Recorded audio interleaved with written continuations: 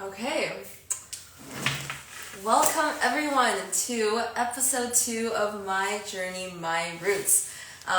We are PCHC and Pacific Canada Heritage Center Museum of Migration Society was incorporated in 2011 and since then has and continues to present many multicultural educational community events with a focus on trans-Pacific immigration and intercultural explorations. So My Journey, My Roots is PCHC's newest 2024 program, and it explores the diverse experiences and backgrounds of people that have established bonds between their homeland and Pacific Canada. These series highlight the importance of heritage, culture, and personal narratives. So I'm very, very excited to introduce you guys to today's host, Lauren Benson. Hi, nice to meet you guys, or see you over live, I guess.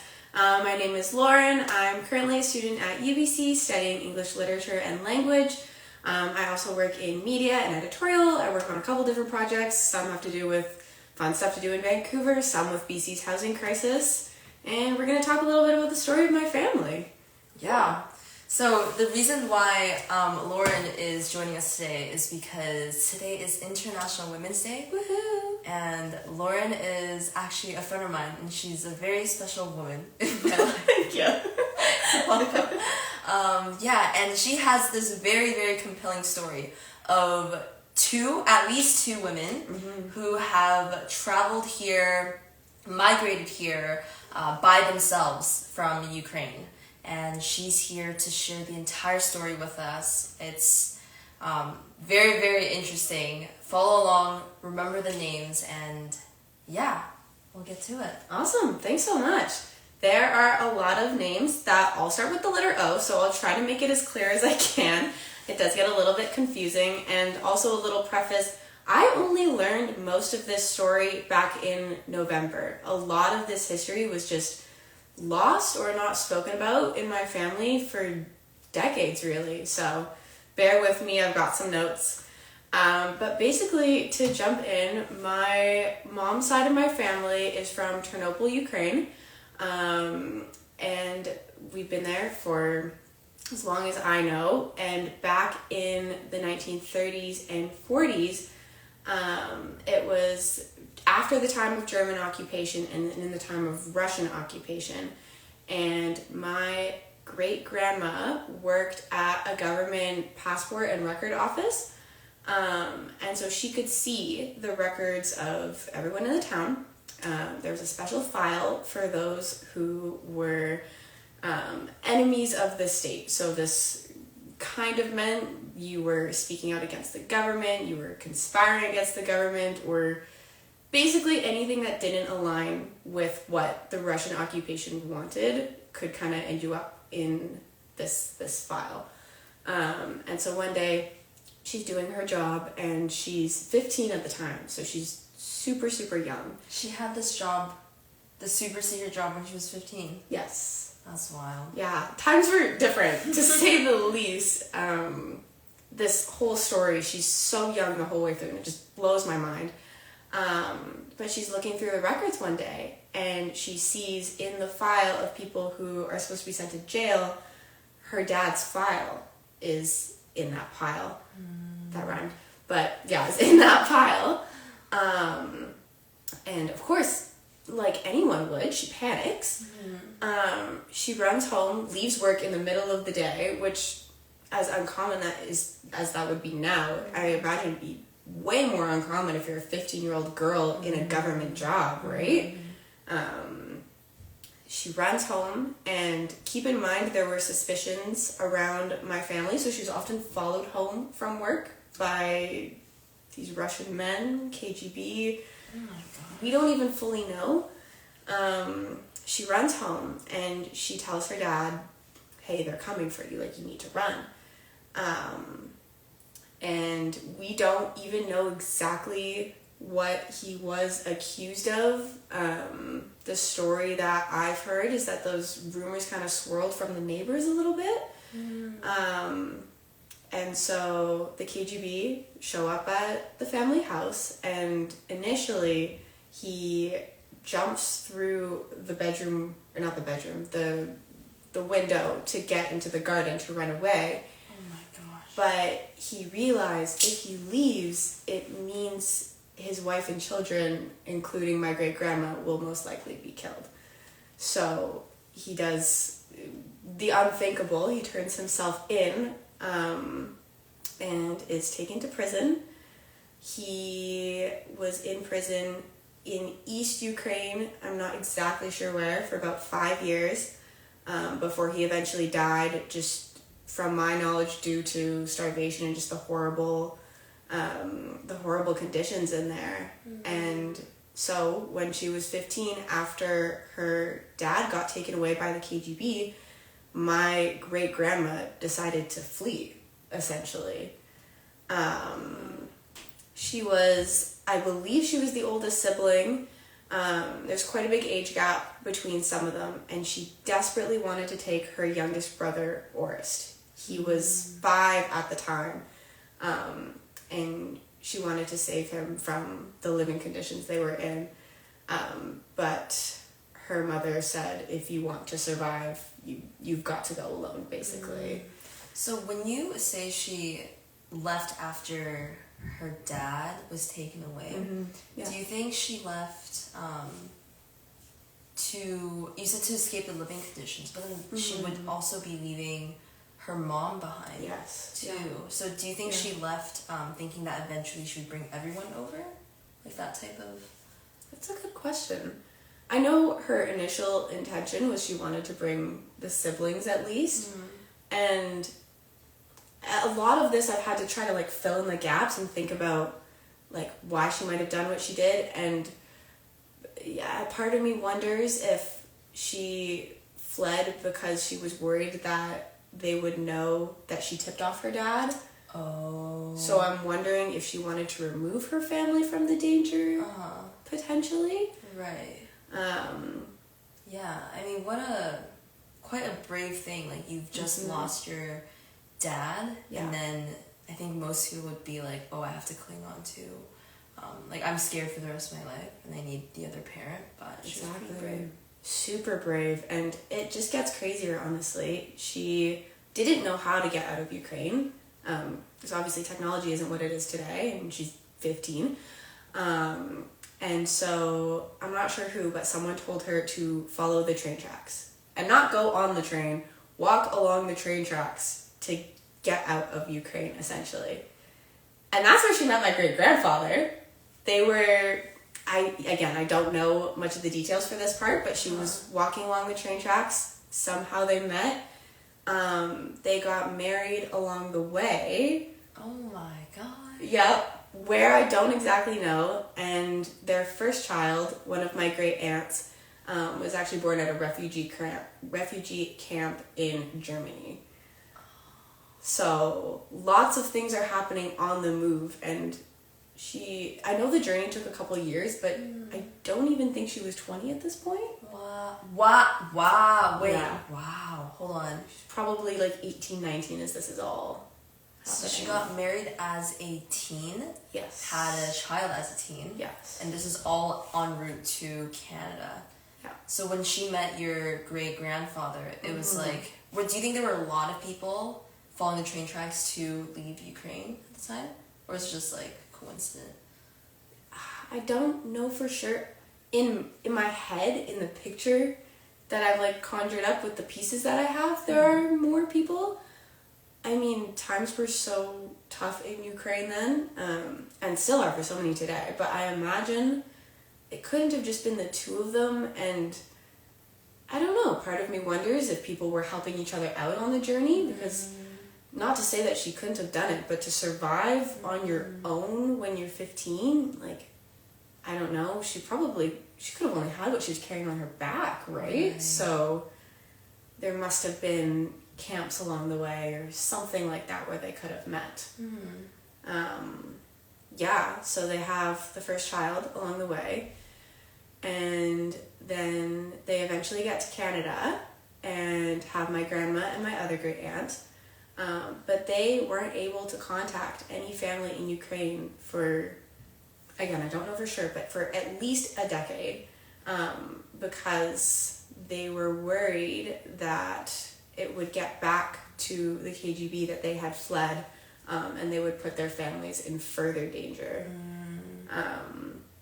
And the really crazy part about that is eventually they were able to contact them, and I'll get to that, but my family in Ukraine were considered enemies of the state until my great-grandma who fled went to Moscow in I think 1980, and got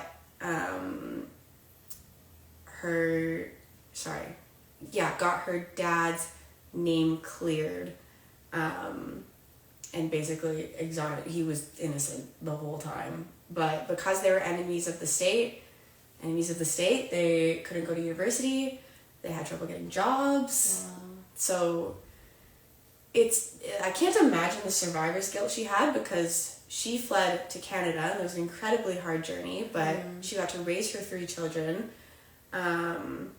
provide a better quality of life, where my family back in Ukraine were still struggling for a really long time. Right, and she couldn't contact anyone.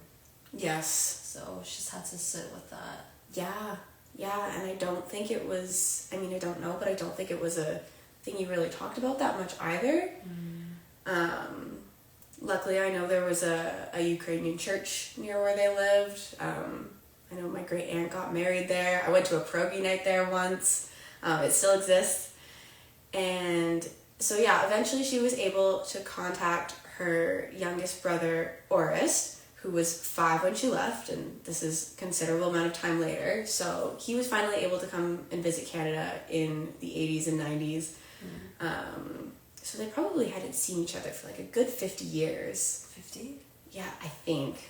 Math is not my strong suit, but and he was a child, right? So they would have had to redevelop that relationship. Oh my gosh. Yeah. To look into someone that was like so small to you, and now you guys are both, I guess, people with kids. Yeah. Even grandkids. Yeah, living in different countries, different worlds, really. Yeah.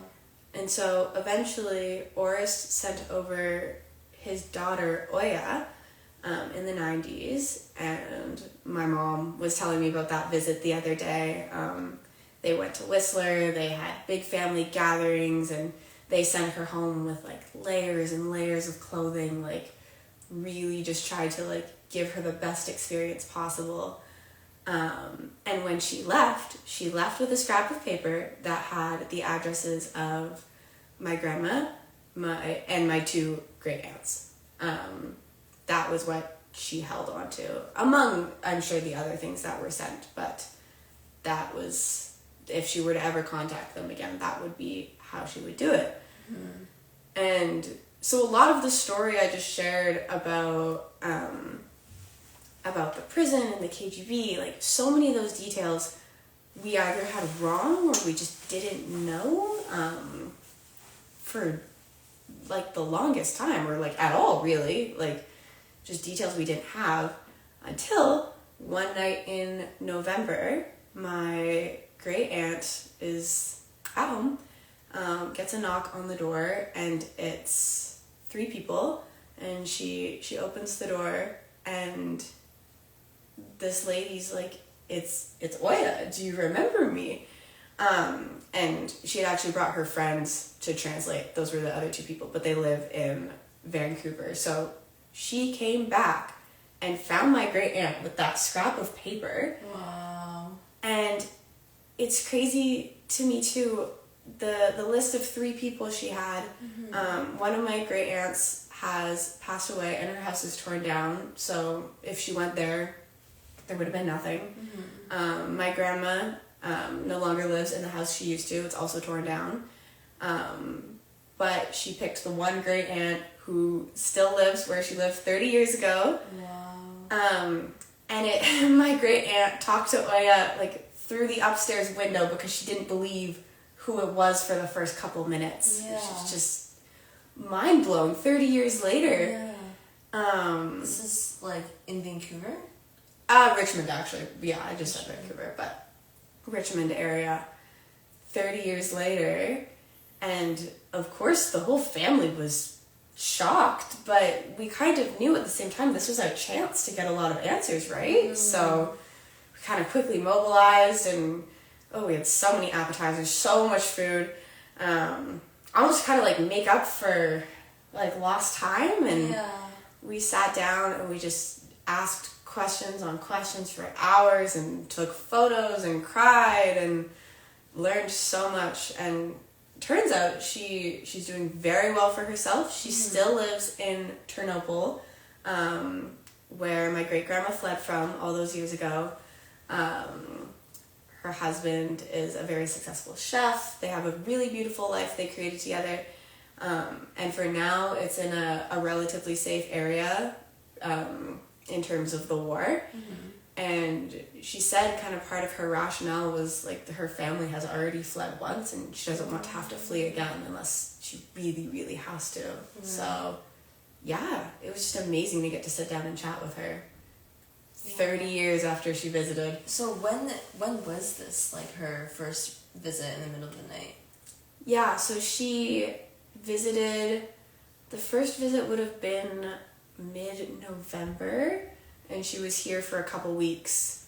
In November of 2023, sorry. Yeah.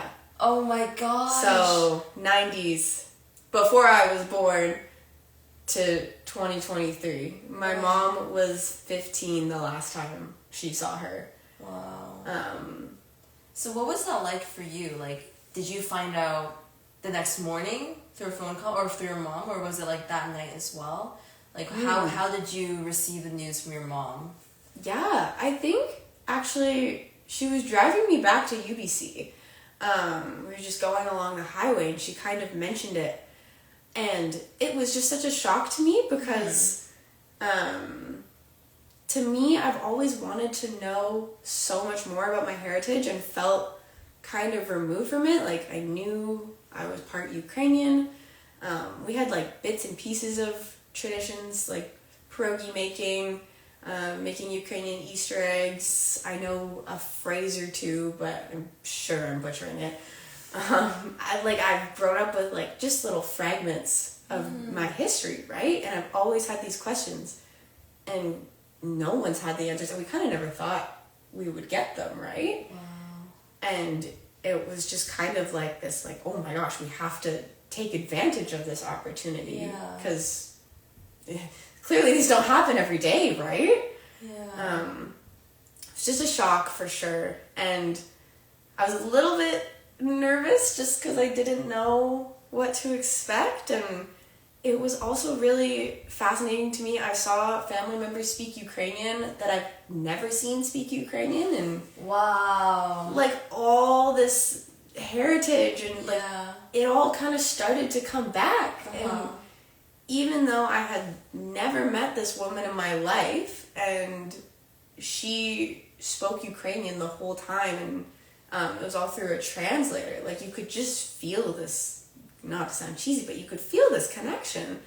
Because it just felt like so many questions were being answered. Yeah. Yeah. What an incredible story, because this is like, I remember, I've known you all these years, and I think in the past when we talk about like heritage, like, oh, like, where are you from, Lauren? And you do answer it in like I know this part, like I am part Ukrainian, I think maybe this happened, and then recently when you talked about the story, it was I felt like excited for you, like from the way that you told it. And essentially it's like your heritage came to find you, right? And now like quite literally came back to find you. Yeah, thank you. I feel very fortunate too, because I know for families who immigrate to Canada, especially those leaving hard times behind, it's very rare that kind of thing happens. And to go back and trace with the pieces you have is so difficult. Like, I know my family tried to look her up on social media and Facebook, but I guess there are a lot of Oyas out there, and we couldn't figure out who it was. But now we have her Facebook, we keep in touch with her. We hope to go visit after the war is over. just feels like such a 180 from literally a couple months ago. Yeah. I mean, it's like a gift. Oh, absolutely. Like opening a long lost gift. Yeah, and it's been neat to reflect on how that journey and how those struggles have kind of affected each generation of my family. And I feel like on paper, if you looked at the story, you would think I'm so far removed from it, but it still feels so, I don't know, it's so important still, and I still feel very connected to it.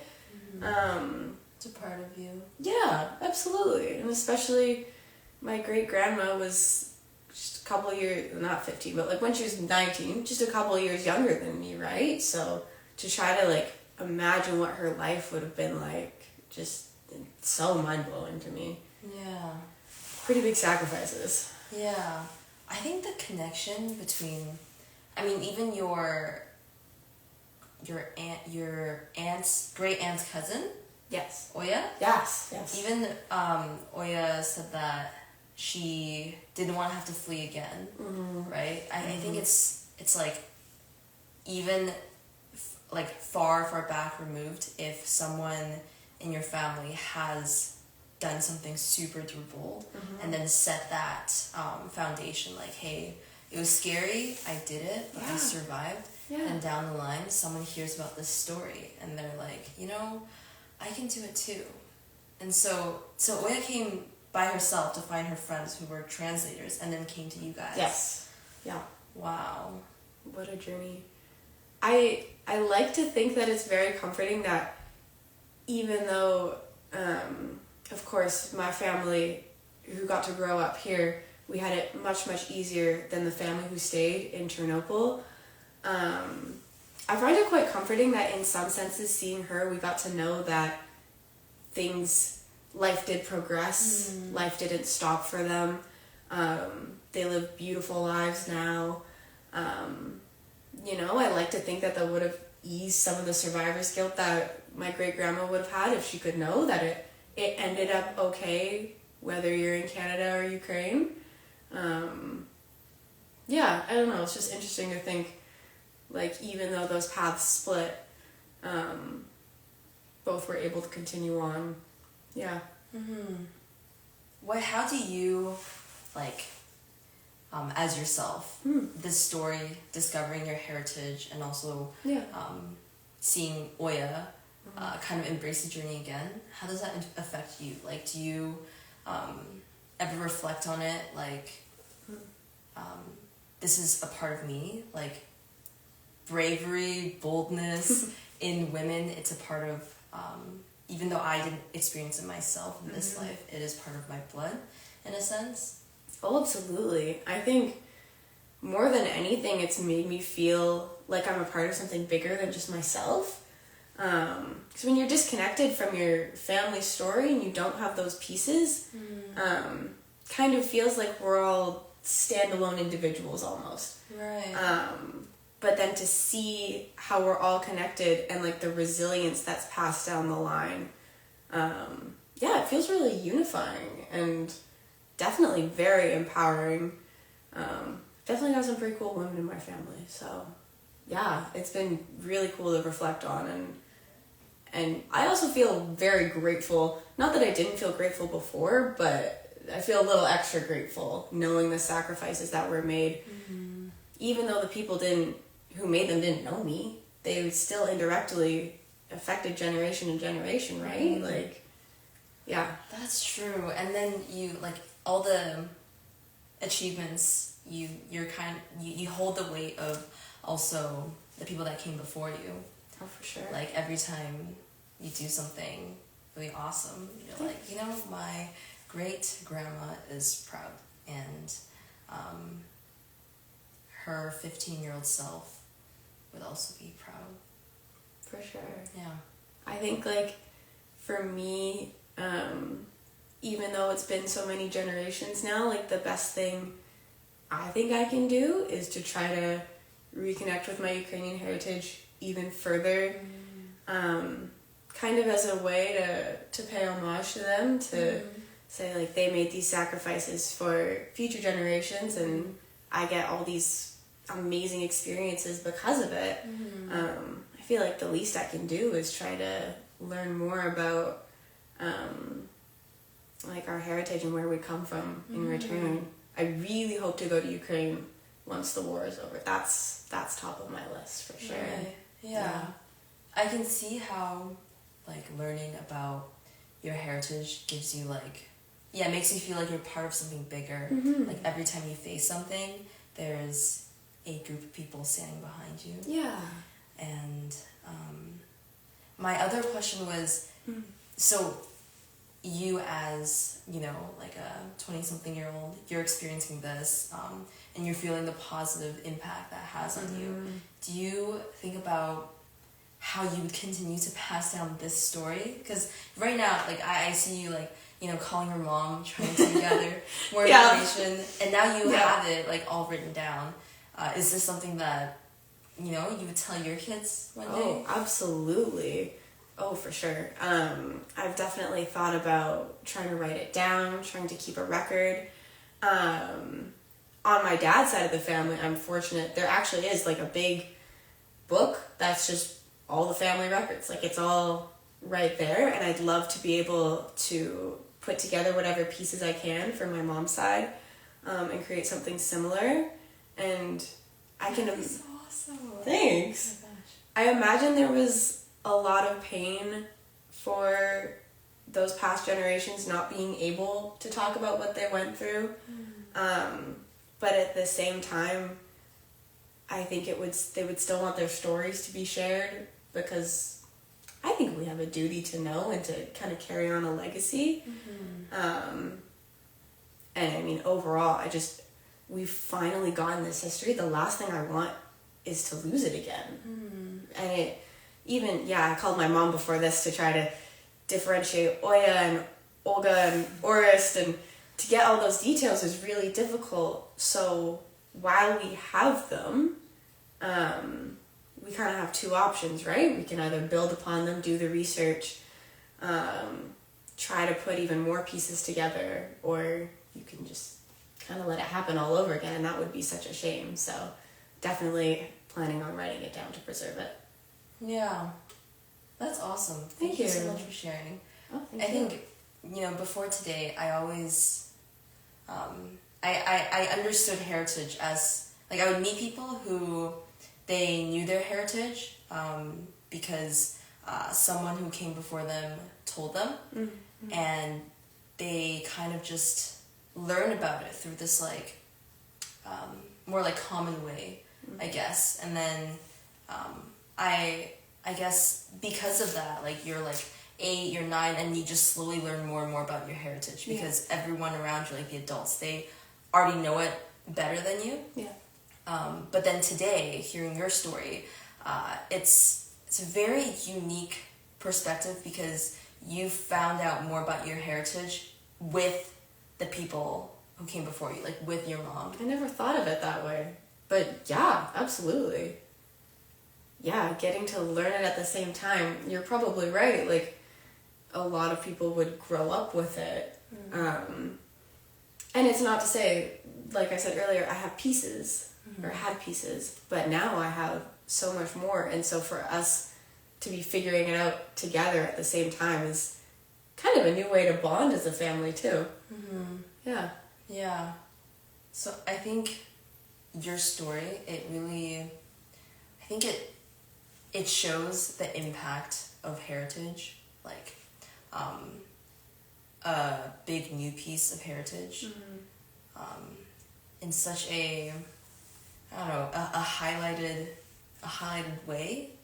Like, I feel like even when I think about my own heritage, I almost feel as though I take it for granted a bit, because it's so given, and also it's given to me so steadily, that I never think about, what would it be like if a certain chunk of it was missing, and I didn't know about that. So I think having, that like 180 shift, the differences between the two, I don't know, it really makes you think, and it makes you feel grateful for heritage. For sure. I think it's been a very cathartic experience to learn this and try to teach ourselves when we're translating these Ukrainian words, and it's been an amazing experience to put the pieces back together. Yeah. Nice. Okay. So there's actually a lot of photos that so many Lauren has shared, and I think early next week they'll be part of Tangible Memories. So you'll be able to see the photos on Instagram, and I think they're like digital photos of old photos too. Yeah. And also that piece of paper. Yes. Yeah. So really she still has it. Oya took it back to Ukraine with her, so that piece of paper lives on in Ukraine. But yeah, you can see it too. Oh wow! So was that photo? She brought it with her again. Right, and then you guys took a photo of that. Yeah. Oh. Wow. Sometimes I think about how, like, as we move forward into, like, you know, advancement in technology, how, like, heritage, like, tangible heritage pieces will become less and less common. Yeah. And I'm, like, thinking, you know, when I have kids, and then maybe when they have kids, how we won't be able to have tangible pieces anymore. Like, we'll just be showing something, you know, oh my gosh, remember when you had to go on Google Drive? Exactly. Yeah, this is a .word document, so old. Yeah, and you .org. Yeah, exactly. This is an iPod Shuffle. Yeah, but your story with the piece of paper, I think it made me think, and I hope it makes everyone think about the importance of preserving tangible heritage as well. Yeah. Like, it is important, and I think it's easy to forget about it as we move forward. Yeah.